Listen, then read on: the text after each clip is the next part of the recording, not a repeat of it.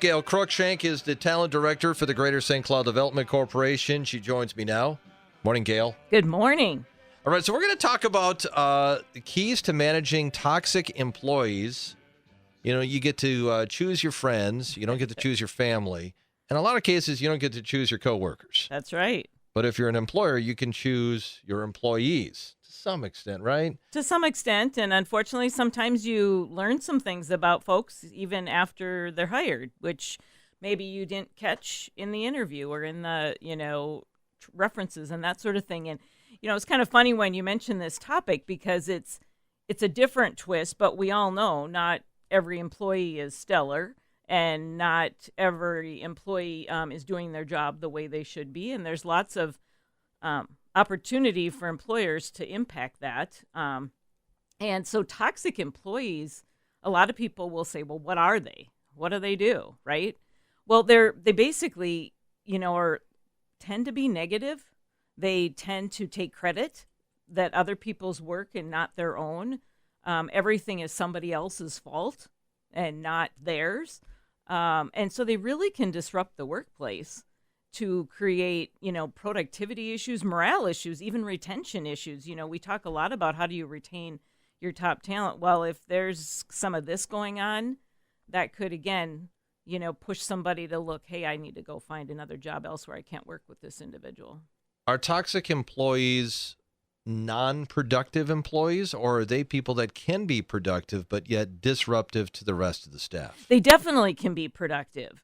And again, it really gets down to that manager, managing his people. And again, if there is some disruption going on, correcting it right away. So, they have to be, those situations need to be addressed.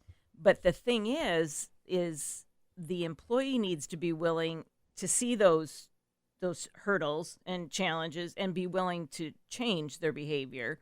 Otherwise, that employer is not going to have a lot of success. I mean, it has to be a partnership between the two if they're going to make this work and more positive for the environment. Is that toxic employee, do they know that they're toxic, or do they think they're just doing everything the way that they should be doing it? That can be either way.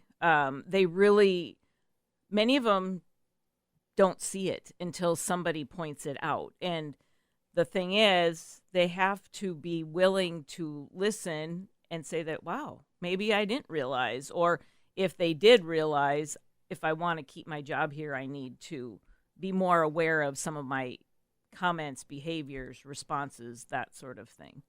If you're the manager of that person, how do you deal with them? If you're getting complaints from coworkers about the same person, and it seems to be the same type of message coming over and over again, you're probably thinking, okay, so maybe this person is an issue. Right. And it usually, any HR person will tell you most of their time is spent with the very few challenging employees. It is those same folks. But really the key to that is they have to address it. Call a spade, sit them down and say, be honest with them. And they're tough conversations to have.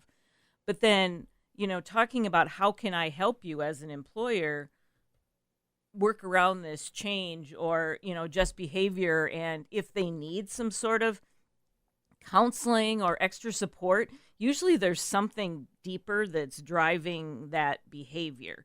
And it's probably not work related. It's probably something personal. And so if that employee is willing to open up and share, then let's talk about what kind of options can me as an employer do to support you. Is corrective action something that an employer should do with these individuals if they continue to come up as toxic employees? Oh, absolutely.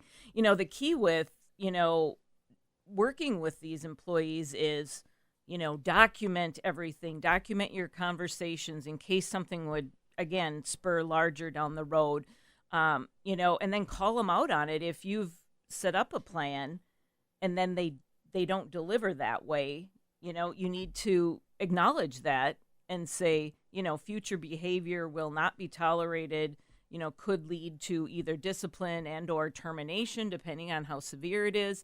And you need to be accountable to that. So you can't let one example slide. You have to be consistent as that leader to be aware of what's going on, and it might require you to spend more time on the floor, on the, with your employees as a leader than what you normally might do, just so you can observe it yourself. So again, it's not just hearsay, it's stuff you've observed as well. If an employer seems to have different rules for different people, where you're allowing people to be toxic if they are producers. Let's say it's a top salesperson, and this person continues to produce, but they are a toxic employee. Identifying some of the things that we just talked about as far as the characteristics go. Is that dangerous for the employer to allow that person to continue to do things in part because they are, making money for the company? Oh, absolutely. And that's a tough decision and a tough approach to figure out, how do I do this without sacrificing their top performance?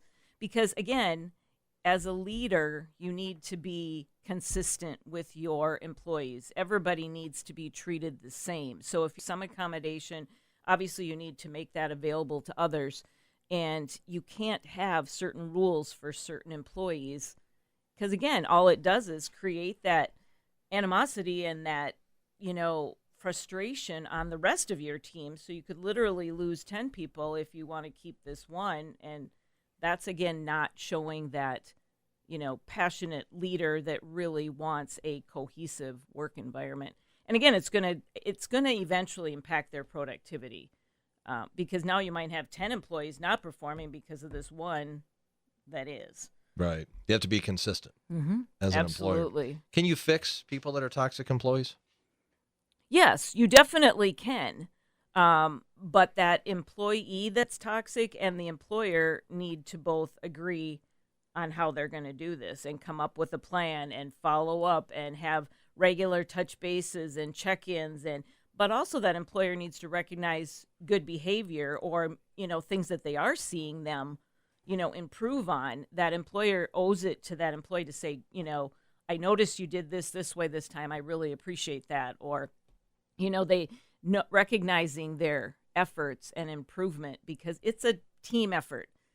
One can't do it without the other. If the employer is not willing to be that leader or that supporter, that contact, or that employee isn't willing to do it, it's not gonna. Eventually, improve. it's just not going to work out. Right. And either that employee is going to have to go away, or you might lose others, because if you don't deal with it. Sure.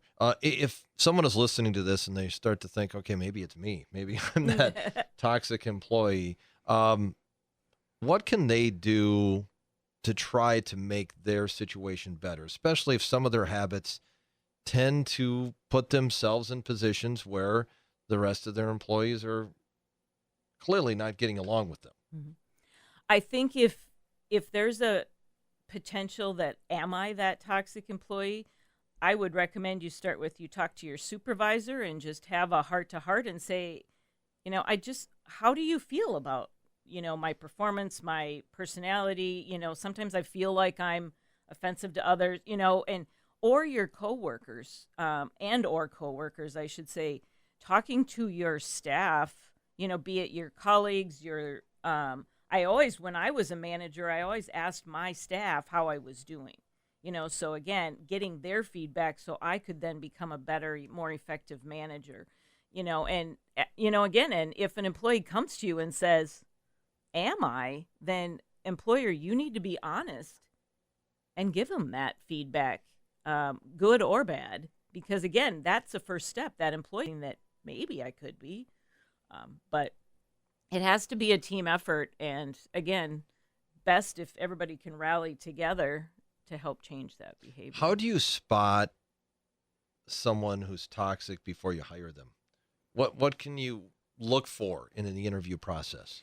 Well, really, I think and it can be tough, but I think if you really try and drill into what is their, have them give you examples of their teamwork or collaboration on their previous jobs, how have they worked with a challenging employee, that sort of thing. And also references.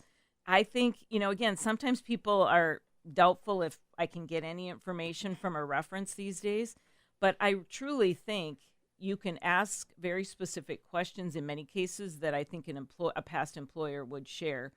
And even if they say, would you hire them again? And the answer is no, well, then, that's a pretty huge flag that.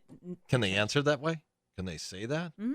Yeah. They can. So if you ask a previous employer that question, because a lot of times it seems like employers will give you kind of the straight answer. They worked from this date to this date and don't tell you a whole lot else. No, but you can say, I've been asked numerous times, would you employ this person again?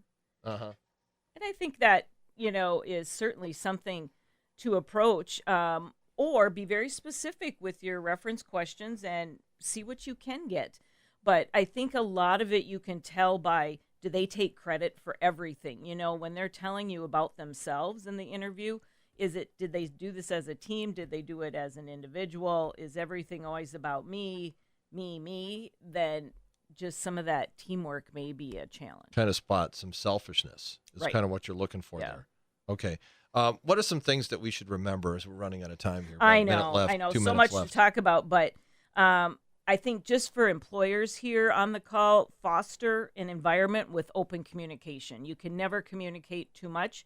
And again, teamwork is really going to drive that, and giving direct feedback to your employees. You have to honestly tell them what's happening or they can't improve. And then really, again, it's that underlying issue. Like I said, it's probably something personal that's maybe sparking why they're reacting the way they are. And then if it is, then get them the resources and the support they need. But don't ignore it, and definitely don't just try and sweep it under the rug or whatever. And to your point, don't allow bad behavior to continue, because that's just going to fester and continue to grow. So, for employees that are, or job seekers, that are looking for jobs, I just wanted to highlight in closing that JobSpot, StCloudShines.com also has JobSpot, as well as a ton of resources for you as you're looking for jobs. And for employers, if there's resources like this that'll help with both recruiting and retaining your employees, check out our GSDC website at greaterstcloud.com under employer resources. We've got lots of information to use. Anybody can use it. It's all free to use. Right. And remember, I suppose you can't, you're not going to like everybody you work with. Exactly. It's just kind of the way it is, right? It is. And again, make the best out of it. Find the things that you are collaborative on it and what you do have common agreement on it, and build off of that. And then those things that are maybe more of a challenge, then even two employees can talk together as far as, let's make this better. I don't feel comfortable with how you do this, but tell me what I can do better, or how can I better respond to you? Those sort of things. So it all gets back to communication. Yes, absolutely. Gail, thanks for coming in today. Thank Appreciate you. it. Gail Cruikshank, she's the talent director for the Greater St. Cloud Development Corporation. Find out more, go to greaterstcloudjobspot.com or stcloudshines.com.